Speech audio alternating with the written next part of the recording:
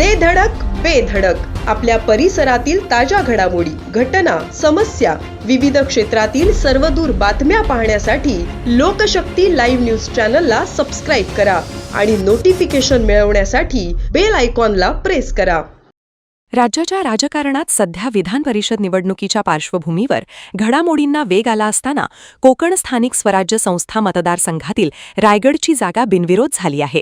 त्यामुळे राष्ट्रवादी काँग्रेसचे उमेदवार अनिकेत तटकरे यांचा आमदारकीचा मार्ग मोकळा झाला असून त्यांची बिनविरोध निवड निश्चित मानली जात आहे.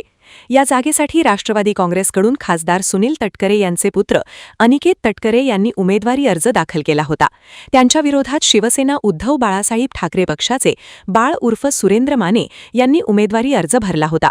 मात्र अर्ज मागे घेण्याच्या अंतिम टप्प्यात माने यांनी आपली उमेदवारी मागे घेतल्याने निवडणूक बिनविरोध झाली. माने यांनी उमेदवारी मागे घेतल्यानंतर शिवसेना उद्धव बाळासाहेब ठाकरे पक्षाने त्यांच्यावर पक्षविरोधी कारवाई करत पक्षातून हकालपट्टी केली आहे.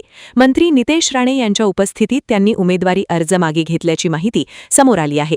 रायगडची जागा बिनविरोध करण्यासाठी महायुतीच्या पातळीवर प्रयत्न सुरू असल्याची चर्चा राजकीय वर्तुळात आधीपासून होती. अखेर विरोधी उमेदवाराने माघार घेतल्याने अनिकेत तटकरे यांची निवड निश्चित झाली आहे. दरम्यान अनिकेत तटकरे यांची बिनविरोध निवड निश्चित झाल्यानंतर रोहा परिसरात राष्ट्रवादी काँग्रेसच्या कार्यकर्त्यांकडून जल्लोष साजरा करण्यात आला. कार्यकर्त्यांनी एकमेकांना पेढे भरवत आनंद व्यक्त केला. यावेळी मंत्री अदिती तटकरे यांच्यासह पक्षाचे पदाधिकारी आणि कार्यकर्ते मोठ्या संख्येने उपस्थित होते. या घडामोडींमुळे रायगडच्या राजकारणात खासदार सुनील तटकरे यांच्या प्रभावाची पुन्हा एकदा चर्चा सुरू झाली आहे.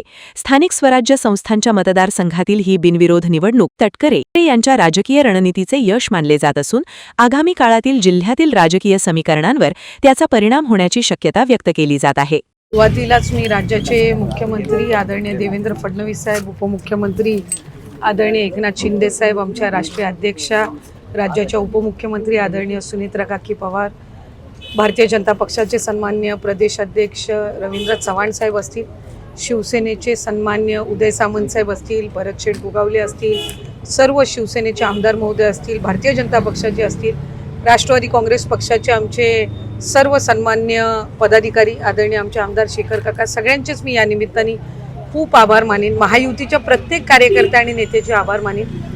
खरं तर हे यश आज जे बिनविरोध आदरणीय अनिकेत भाईंना मिळालेलं आहे. आदरणीय तटकरे साहेबांचे गेल्या अनेक वर्षांपासूनचे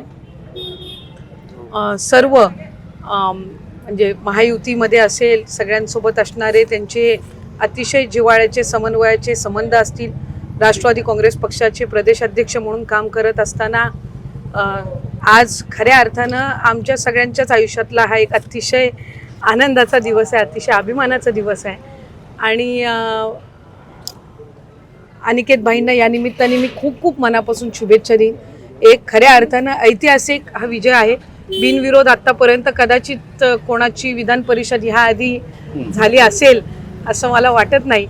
पण अतिशय नम्रपणाने आम्ही हा जो मिळालेला आमचा विजय आहे तो स्वीकारत असताना या कोकण स्थानिक स्वराज्य संस्थेच्या माध्यमातून जी काही संधी अनिकेत भाईंना मिळालेली आहे, मला खात्री आहे की कोकणाच्या विकास कामांमध्ये अधिकाधिक ते विधिमंडळामध्ये त्याचबरोबर एक आमदार म्हणून जे जे व्यासपीठ असेल तिथे अधिक चांगल्या पद्धतीनं प्रभावीपणाने ते कोकणातले प्रश्न मांडतील आणि सोडवण्याचा प्रयत्न करतील. लोकशक्ती लाईव्हसाठी अक्षय जाधव, रोहा.